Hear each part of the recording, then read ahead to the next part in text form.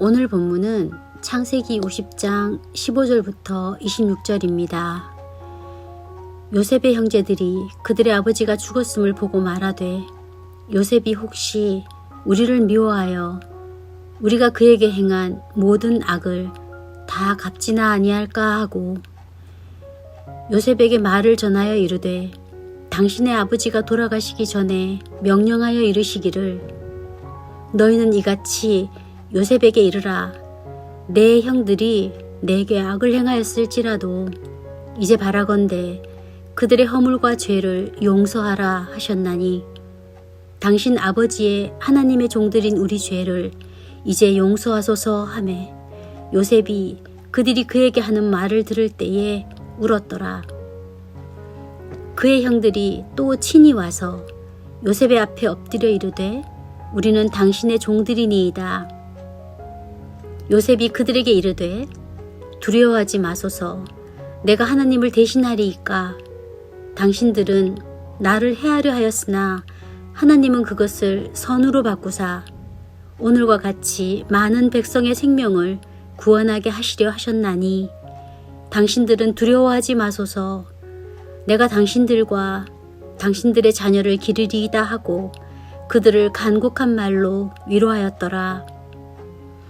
요셉이 그의 아버지의 가족과 함께 애굽에 거주하여 110세를 살며 에브라임의 자손 3대를 보았으며 므낫세의 아들 마길의 아들들도 요셉의 스라에서 양육되었더라. 요셉이 그의 형제들에게 이르되 나는 죽을 것이나 하나님이 당신들을 돌보시고 당신들을 이 땅에서 인도하여 내사 아브라함과 이삭과 야곱에게 맹세하신 땅에 이르게 하시리라 하고 요셉이 또 이스라엘 자손에게 맹세시켜 이르기를 하나님이 반드시 당신들을 돌보시리니 당신들은 여기서 내 해골을 메고 올라가겠다 하라 하였더라. 요셉이 110세의 죽음에 그들이 그의 몸에 향 재료를 넣고 애굽에서 입간하였더라. 아멘.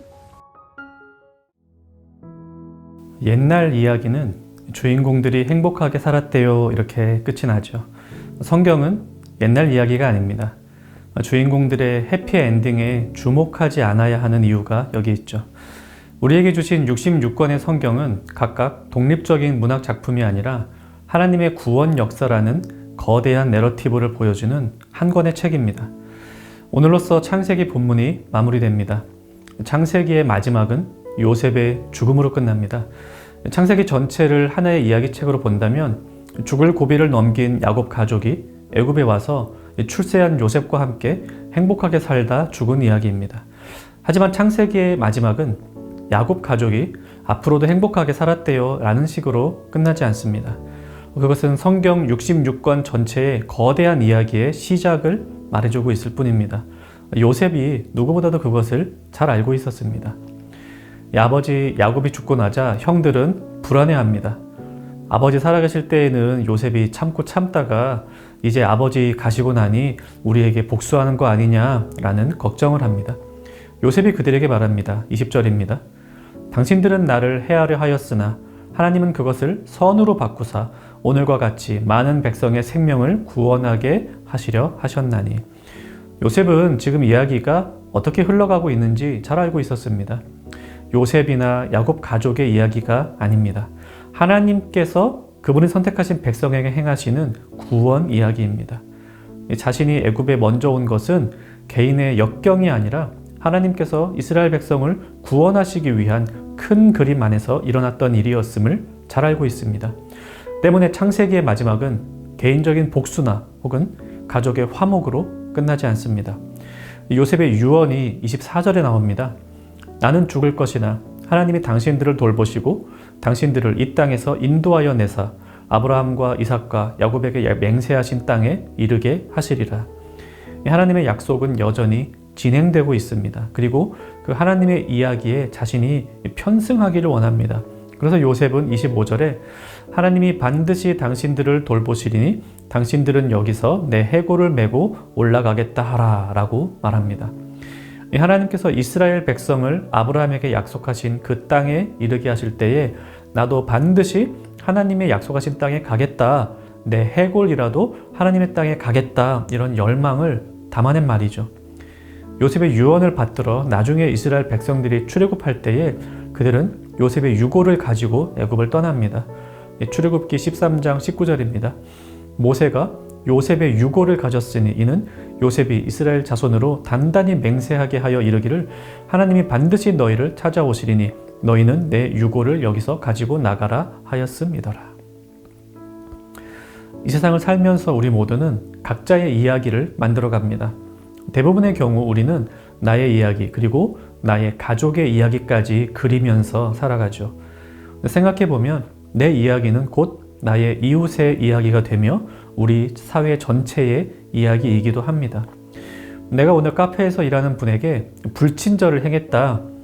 나의 이야기에는 어떤 이유로 누군가에게 화를 냈다, 이런 기록이 남겠지만 나에게 불친절을 당한 분의 이야기에는 웬 사람이 와서 성실하게 일하는 자신에게 불친절을 행했다, 기분 나쁘다, 이런 이야기가 기록이 되겠죠. 우리의 이야기는 서로 간에 얽히고 설켜 있습니다. 이 모든 이야기들은 하나님의 이야기의 일부분입니다. 독립된 이야기는 없습니다.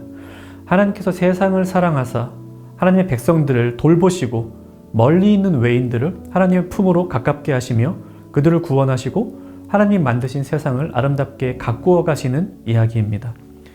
그래서 우리 그리스도인들은 나와 우리 가족이 행복하게 잘 살았대요, 이렇게 끝나는 이야기를 꿈꾸지 않습니다.